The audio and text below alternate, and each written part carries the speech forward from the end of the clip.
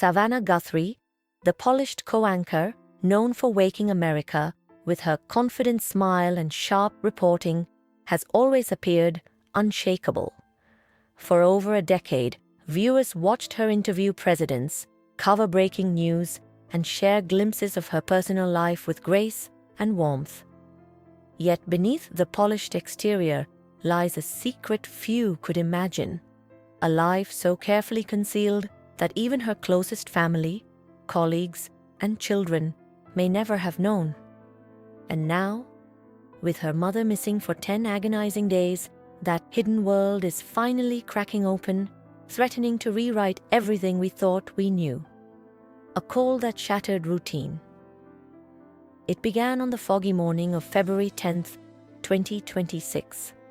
Savannah, hunkered down in Tucson with siblings Annie and Cameron, had been monitoring updates on her mother's disappearance, coordinating with local law enforcement and FBI agents. The yellow crime scene tape still surrounded the empty house.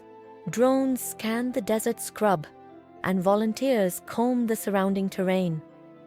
At 8:45 a.m., Savannah stepped onto the back patio to take what she assumed was a routine update call, but the voice on the other end was unfamiliar, urgent, and familiar all at once. Elena, a name from the past. Elena, a ghost from the past.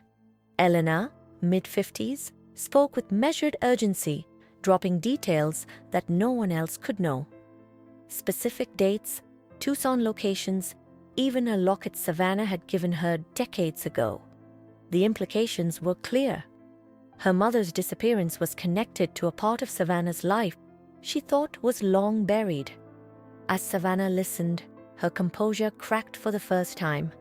The voice reminded her of a world she had abandoned, a life where she was someone else entirely, someone freer, unbound by expectations, hidden from the mother she adored, but sometimes felt constrained by.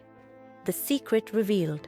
After hanging up, Savannah called an emergency family huddle with Annie and Cameron. No agents, no outsiders. For the first time in 30 years, she revealed the truth, a double life she had maintained since she was 16.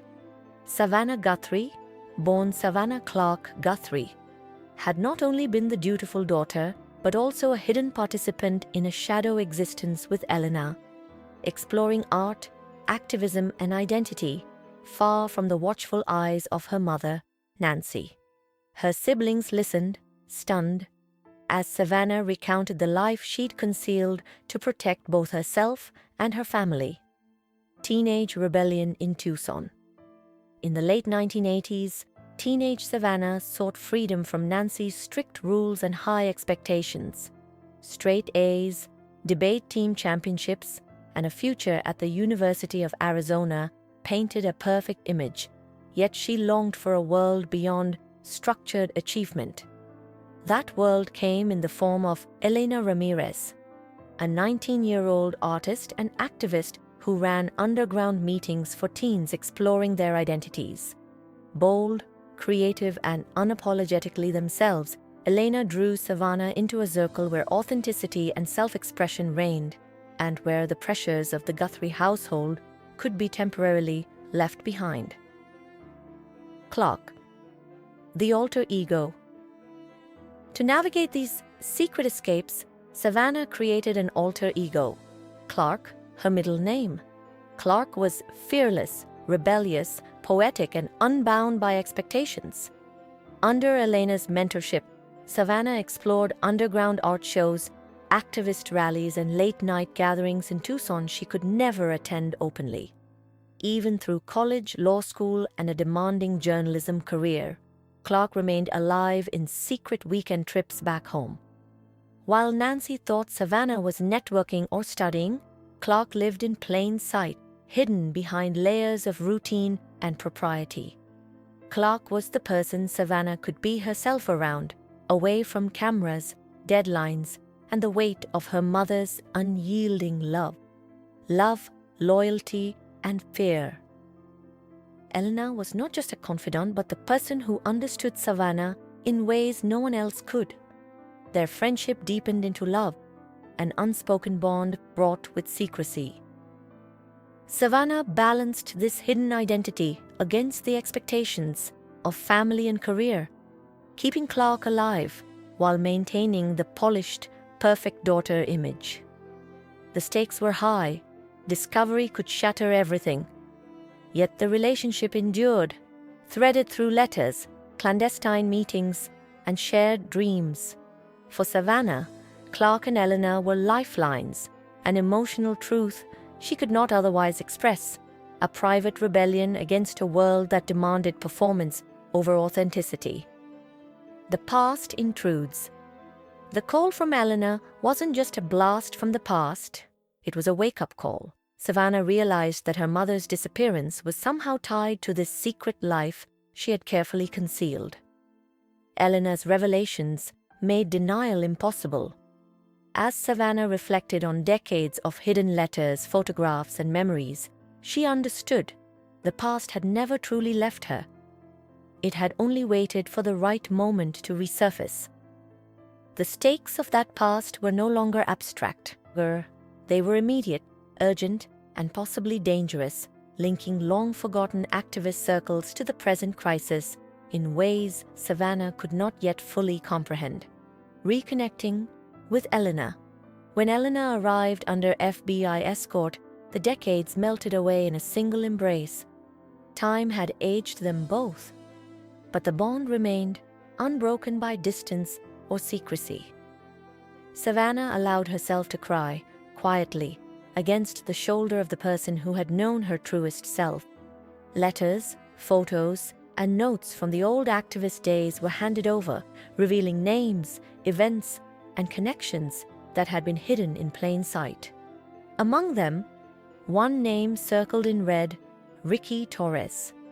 His recent appearance near her mother's home suggested a thread connecting past activism, old grudges, and the mysterious disappearance of Nancy Guthrie. Rediscovering herself. As night fell over Tucson, Savannah felt a shift. She was no longer just the polished anchor, the unbreakable daughter, the professional journalist. She was Clark too, messy, human, vulnerable, and real. For the first time in decades, Savannah allowed herself to exist without apology. She acknowledged the pain, fear, and secrecy she had carried, while embracing the part of herself that had been hidden. It was a reckoning, but also a liberation, a reminder that identity is not singular and that survival sometimes requires duality. The beginning of resolution. Standing on the porch under the desert stars, Savannah and Eleanor held hands in silence, the wind moving through the Palo Verde trees. Words were unnecessary. Decades of love, fear, and secrecy had been spoken through gestures and shared understanding. Savannah had faced the hardest truth, that hiding herself had not saved anyone, and yet, being honest now, might just help bring her mother home. The past and present intertwined, forming the fragile hope of resolution, even as the investigation into Ricky Torres and other connections continued, threading the mysteries of activism and family into a single, urgent narrative. A new dawn. In the quiet desert night, Savannah whispered apologies to her mother, acknowledging the years of secrecy, mistakes, and longing. She no longer had to hide from Eleanor, her siblings, or herself. Clark could exist alongside Savannah Guthrie, not as a shadow, but as a testament to courage and survival.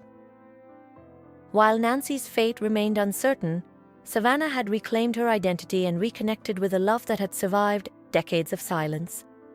As the first light touched the Catalina foothills, it was clear that the journey ahead would be complex, but Savannah was finally ready to face it fully, authentically, and without fear.